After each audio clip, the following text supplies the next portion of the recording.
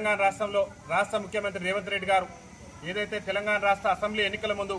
మన వికలాంగులకు సంబంధించి గ్రామ పంచాయతీ ఎన్నికల్లో వికలాంగులకు కూడా జనాభా దామాషా ప్రకారం రాజకీయ రిజర్వేషన్ కల్పిస్తానని చెప్పి వాళ్ళ కాంగ్రెస్ పార్టీ ఎన్నికల మేనిఫెస్టోలో పేర్కొనడంతో పాటు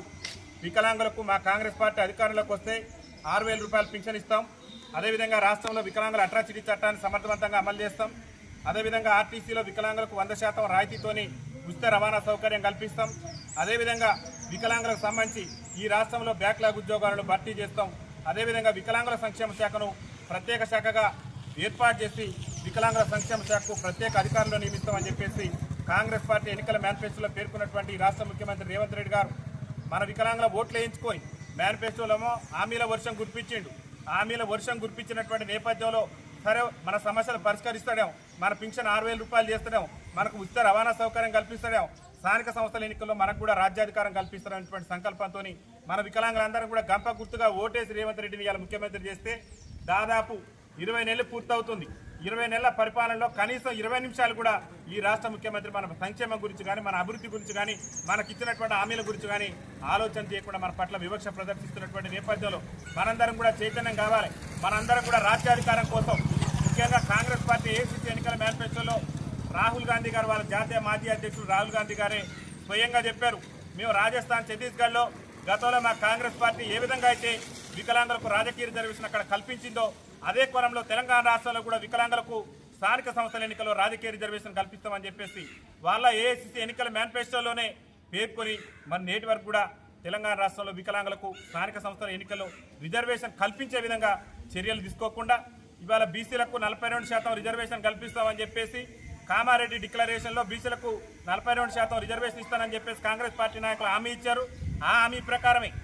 హామీ ప్రకారమే రేవంత్ రెడ్డి ప్రభుత్వం బీసీలకు రిజర్వేషన్ కల్పించేందుకు ఒక ప్రత్యేకమైనటువంటి జీవోని తీసుకొచ్చింది. దాన్ని భారత వికలాంగుల హక్కుల పరిరక్షణ సమితి కూడా సంపూర్ణంగా స్వాగతిస్తుంది. కానీ వాళ్ళ బీసీల రిజర్వేషన్ గురించి ఆలోచిస్తున్న ఈ రాష్ట్ర ముఖ్యమంత్రి స్వతంత్రం వచ్చిన 79 ఏళ్ల నుంచి కూడా రాజ్యాధికారానికి దూరమై దుర్భర జీవితాలు గడుపుతున్నటువంటి వికలాంగులకు రాజకీయ రిజర్వేషన్ కల్పించేందుకు ఎందుకు ఆలోచన చేయట్లేదు, ఎందుకు రాష్ట్ర ప్రభుత్వం ఆ విధంగా చర్యలు తీసుకోవట్లేదు అని చెప్పేసి భారత వికలాంగుల హక్కుల పరిరక్షణ సమితి రాష్ట్ర కమిటీ పక్షాన ఈ బురకచర్ల వేదిక నుంచి రాష్ట్ర ముఖ్యమంత్రి గారు ప్రశ్నిస్తున్నాం. ఖబర్దార్ రేవంత్ రెడ్డి గారు, మీరు ఎన్నికల్లో చెప్పిన విధంగా మీ ఎన్నికల మేనిఫెస్టోలో పేర్కొన్న విధంగా స్థానిక సంస్థల ఎన్నికల్లో మా వికలాంగుల కనుక రాజకీయ రిజర్వేషన్ కల్పించిన తర్వాతనే ఈ తెలంగాణ రాష్ట్రంలో మరి స్థానిక సంస్థల ఎన్నికలు నిర్వహించాలి. మాకు గనక రిజర్వేషన్ కల్పించకుండా స్థానిక సంస్థల ఎన్నికలు కనుక రాష్ట్ర ప్రభుత్వం వెళ్తే మాత్రం మీ అస్సాం పార్టీని మీ జై పార్టీని అంతం చేసే విధంగా భారత వికలాంగుల హక్కుల పరిరక్షణ సమితి ఈ బురకచర్ల నుంచే ఉద్యమ కార్యాచరణ రూపొందిస్తుందని చెప్పేసి ఈ సందర్భంగా తెలియజేస్తూ మీరు స్థానిక సంస్థల ఎన్నికల్లో వికలాంగులకు రాజకీయ రిజర్వేషన్ కల్పించేందుకు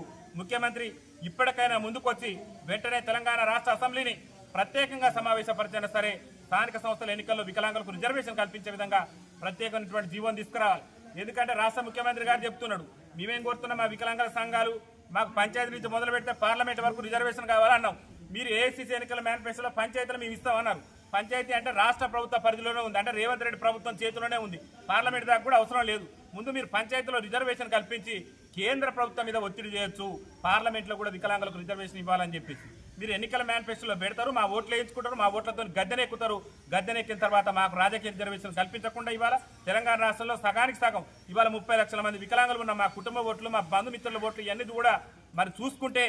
గవర్నమెంట్ దించాలన్నా గవర్నమెంట్ తీసుకురావాలన్నది వికలాంగుల వల్లనే సాధ్యమవుతుందన్న విషయాన్ని రాష్ట్ర ముఖ్యమంత్రి రేవంత్ రెడ్డి గారు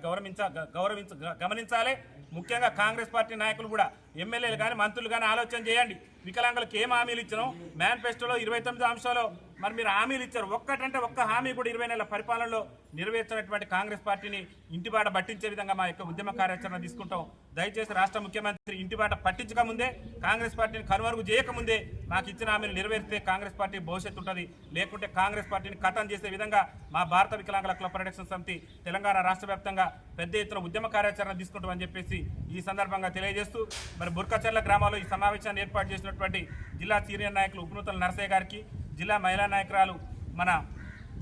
అక్క మహిళా నాయకురాలకి గారికి, అదే వీరమ్మ గారికి, అదేవిధంగా